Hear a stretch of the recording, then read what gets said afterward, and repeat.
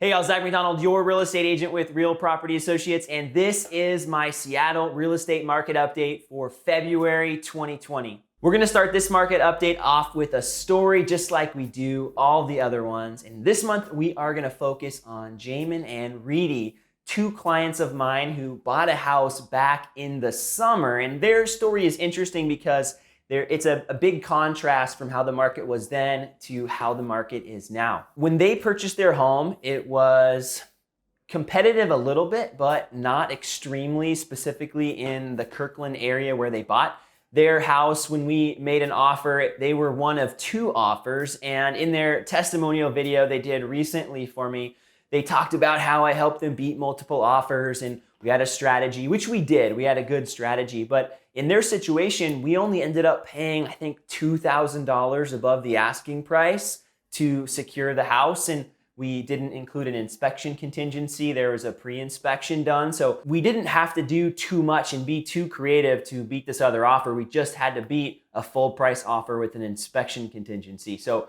not super complicated, but fast forward to a few weeks ago, I ended up not even making an offer with clients on this house in Beacon Hill. We talked about it. We decided against it just based on the price point where it was and just knowing there were gonna be lots of offers, really competitive. Well, turns out this house sold for over 20% above the asking price. I believe it was like 27% above the asking price.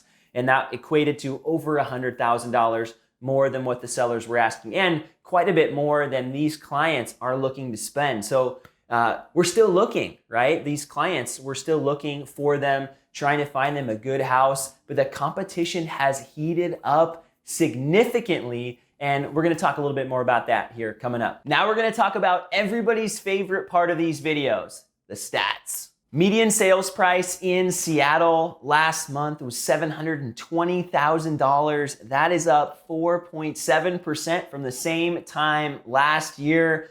Prices are starting to rise as I suspected last month.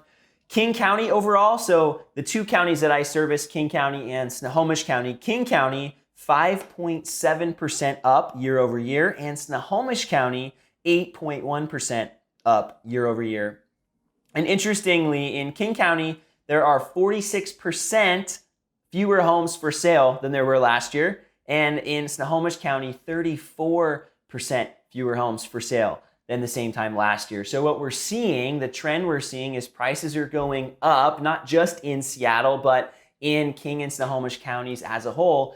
And a big driver in that is the lack of supply. There are a lot more buyers in the market. I'm hearing things like record numbers of pre-approved buyers. And honestly, I don't know how much of that is hype, but I know personally, I have quite a few buyer clients that I'm working with, but there's just nothing to show them. There aren't enough homes on the market to show them that meet their criteria. A few other stats that you might find interesting.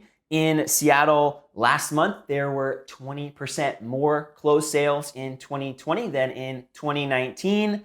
There were also 17% fewer listings coming on the market. So we're seeing that trend, right? Fewer homes coming on the market, more homes selling, which means inventory is going down. So in Seattle, we ended the month with about 34% fewer homes on the market. And that equates to below 1 month of supply. And what that means for those that haven't watched these videos before, if no new homes are coming on the market over the next month, we would be out of homes to sell. So that means supply is extremely low. For perspective, in a more balanced market, you would see 3 to 4 months of supply. And that's a more equitable market for buyers and sellers. There's a little bit more negotiating room, and that's mainly because there are more than enough houses for all the buyers in the market. And currently, we're just barely keeping up, if not even a little bit behind all the buyers that are in the market. So we've been seeing over the past few months,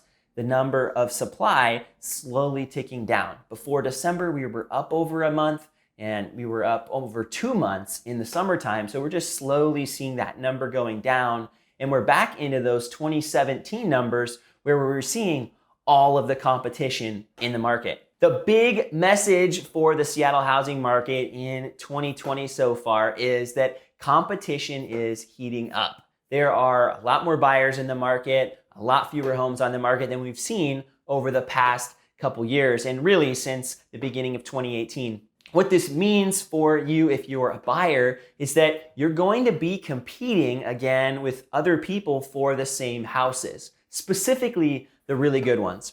The asking price is going to become more of the starting point versus the ending point for the negotiations on the house. Now, in a more balanced market, there's opportunities to negotiate the price downwards. And last year, there were opportunities to do that. I had clients where we were able to negotiate not only the price, but some of the terms and even get repairs done and closing costs paid, things like that. Well, fast forward to right now, we're doing pre-inspections again, and we are waiving inspections with pre-inspections in place. I always think getting an inspection is a good idea, but we're starting to make our offers more competitive and more in favor of the seller versus in favor of the buyer. And personally, I don't like that.